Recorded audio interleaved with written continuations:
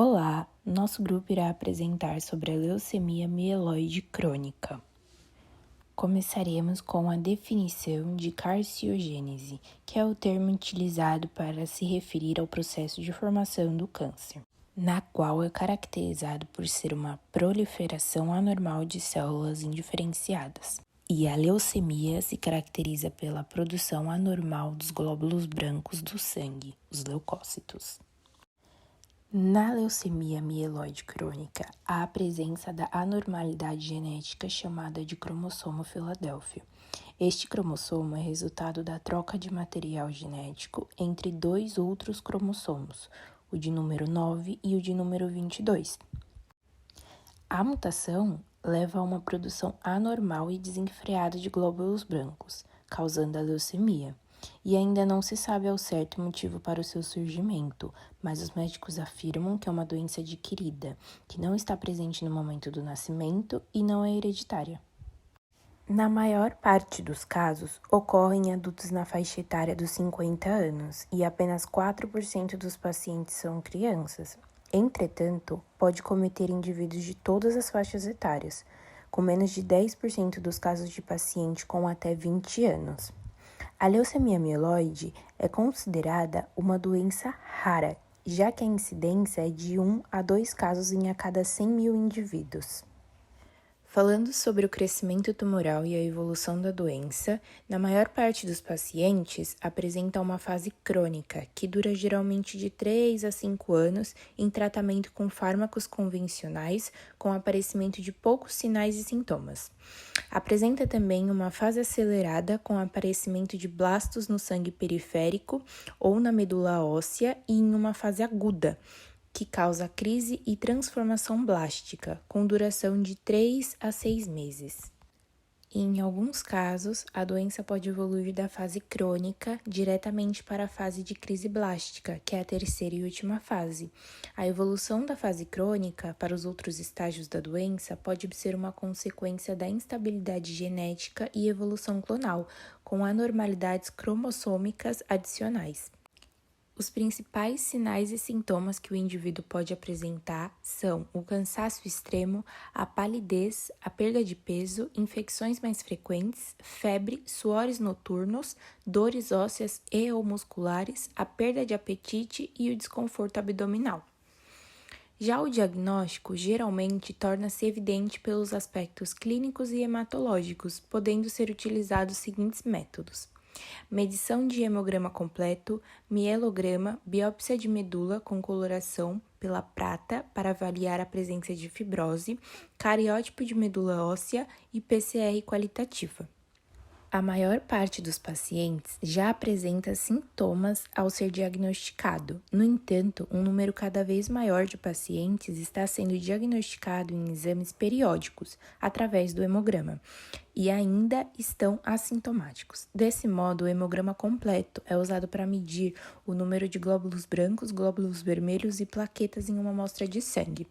Pessoas com LMC costumam ter o aumento de contagem de glóbulos brancos, muitas vezes a níveis muito altos, a redução da contagem de glóbulos vermelhos e uma possível redução ou aumento ao número de plaquetas, dependendo da gravidade da doença.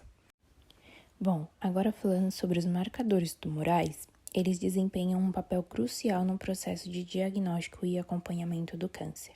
No entanto, em contraste com alguns outros tipos de câncer, a LMC não é habitualmente identificada ou monitorada através de marcadores tumorais específicos, como ocorre, por exemplo, no câncer de próstata ou no câncer de mama.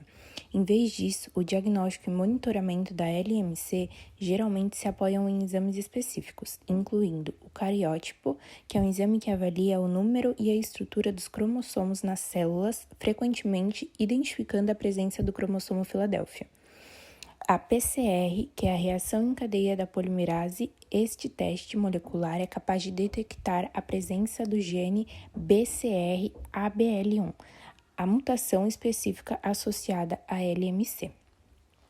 O FISH, que é a hibridização in situ por fluorescência, é o teste utilizado para verificar a ocorrência da translocação entre os cromossomos 9 e 22, que resulta na formação do cromossomo Filadélfia.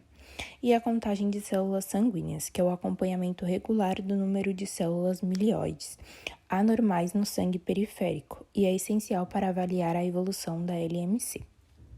Assim, embora não existam marcadores tumorais sanguíneos amplamente utilizados para a LMC, os testes mencionados desempenham um papel crucial na identificação e no acompanhamento dessa doença hematológica, e é fundamental discutir a utilização desses testes com o médico para determinar a melhor estratégia de tratamento e monitoramento para o caso específico.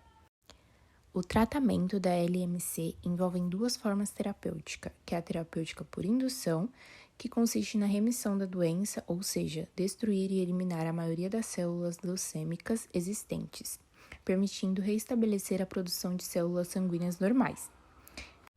E a terapêutica de consolidação, que tem início após conseguir uma remissão da doença, pretende destruir qualquer células leucêmicas potencialmente remanescente, reduzindo o risco da doença voltar e desenvolver-se. E esse tratamento pode ser feito pela quimioterapia, que utiliza fármacos para interromper o crescimento das células cancerígenas, destruindo-as ou impedindo a sua divisão, e pelo transplante de células estaminais, que é um procedimento no qual são utilizadas células estaminais, que são células que se transformam em novas células sanguíneas, para substituir células que foram destruídas pelo tratamento oncológico. A respeito da taxa de sobrevivência e recorrência da leucemia mieloide crônica, existem vários fatores que podem variar consideravelmente, como, por exemplo, o estágio do diagnóstico e a resposta ao tratamento. Frequentemente, as taxas de sobrevivência em 5 anos para pacientes com LMC superam a marca de 90%. E a recorrência, que é a reaparição da doença após um período de tratamento bem-sucedido, é uma preocupação em todos os tipos de câncer, incluindo a LMC. No entanto, a taxa de recorrência tende a ser relativamente baixa em comparações a outros cânceres, especialmente quando os pacientes seguem o tratamento prescrito e mantêm um acompanhamento médico regular. Mas é fundamental observar que a taxa de sobrevivência e recorrência pode variar com base em fatores individuais, como a idade, estado de saúde geral, resposta ao tratamento e adesão à terapia. Essa foi a nossa apresentação. Obrigada a todos!